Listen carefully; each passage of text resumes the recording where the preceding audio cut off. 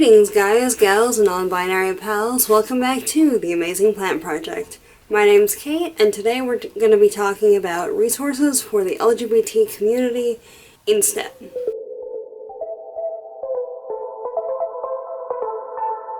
So I was researching things and stumbled into a sphere that I didn't know existed, and something that I would have likely both benefited from and enjoyed knowing about earlier. I'm talking about LGBTSTEM, or STEM resources specifically geared toward supporting and encouraging LGBTQ+ people in the fields of science, technology, engineering, and mathematics. Looking further into it, I also found that as of 2018, LGBT STEM Day is July 5th, so watch for more content on that as it's coming up. This is put on by Pride in STEM, which is a charity founded in 2016 by astrophysicist Dr. Alfredo Carbonetti and his husband Chris, along with Matt Young, who was a graduate researcher at the University of Nottingham. Much of their publicity comes from their Out Thinkers events, which allows LGBT professionals in STEM fields to share their stories and engage in discourse with the wider LGBT community. So getting back to the site and general information, I don't know why it was unexpected to see. It's 2019 and people seem more progressive and inclusive on some level. On another, discrimination is still very much in play, both in the US and abroad, both internal and external to academia and the wider community. Representation is present in many other fields, but I'd never really seen it in the sciences. In fact, I don't remember seeing any overt LGBT representation in any academic field outside of women's or gender studies. And while my personal journey might well have been the same, even if the LGBT STEM site and others like it were around when I was first starting in academia, it's up now and looks rather fabulous. To quote Dr. Lisa Gromlich, who's the Dean of Washington University's College of the Environment, and I'm going to read this just so I get it right, regarding the necessity of LGBT STEM, the data speak for themselves.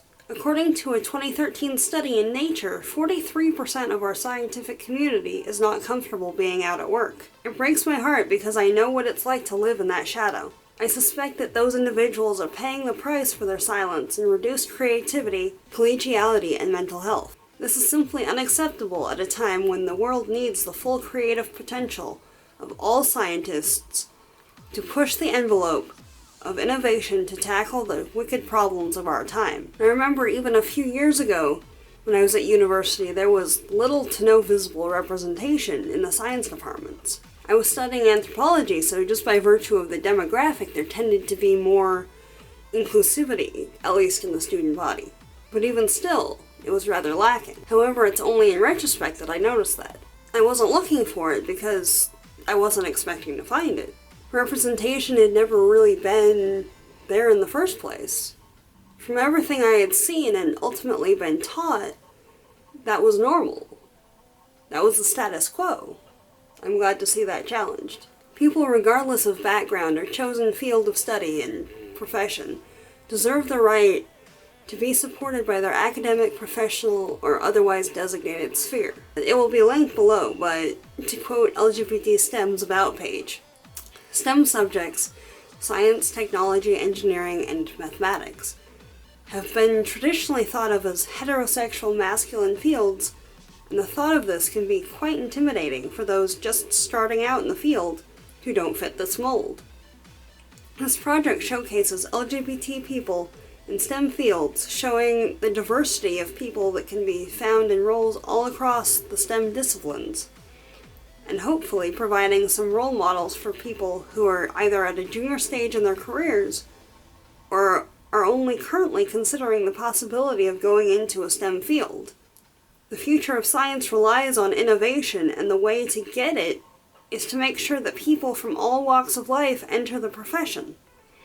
LGBT individuals are an important part of this diversity, and they go on to provide links to many groups and organizations specifically for LGBT professionals, including but not limited to the National Organization of Gay and Lesbian Scientists and Technical Professionals in the USA, House of STEM, which is a community-led initiative to improve LGBTQ+ support visibility and representation in STEM and STEM-related fields in Ireland, and 500 Queer Scientists, which is a visibility campaign for LGBTQ+ people and their allies working in STEM and STEM-supporting jobs, and 500 Queer Scientists, which is a visibility campaign for LGBTQ+ people and their allies working in STEM and STEM-supporting jobs.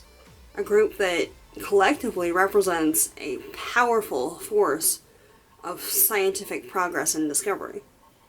And these are often worldwide, or at least have international applications. From what I found online, the LGBT-STEM project has only been around for a few years, as everything seems to have started in or around 2013. It's important to remember that, while highly beneficial, projects and organizations of this nature are most often created by those dissatisfied with extant resources. Sometimes this leads to people deciding to create something for themselves, or often something their younger self needed. Be aware that sometimes the person who created this amazing, fabulous thing might be you. I was planning something completely different, with rainbows and flower fields for Pride Month, which will still be filmed, just not today. The research did what it tends to do, and led in an entirely different and much-needed direction. In conclusion, while this is not the botany video I thought I was going to make, it's evidently one that needed to be made. For anyone out there feeling isolated, especially in fields that might not have active LGBTQ+ representation, it's out there. In some circumstances, it's out there because you create it yourself. Sometimes you have to be the person to create the thing that you needed when you were younger, but either did not have or did not feel comfortable accessing. Remember, just as every leaf on the great trees is unique and individually formed, all are part of a great whole. All assist the tree in thriving, each with their own qualities and aptitudes for photosynthesis. And the music and discussion heard when all move in the breeze is glorious. Got it back to botany. There will be some LGBT botany posts going up on my blog in the near future, along with additional videos both here and my other channel, and I'll leave a link in the end card. But until then, I'll see you later. Be safe, be you, and may the two always coexist. Till next time.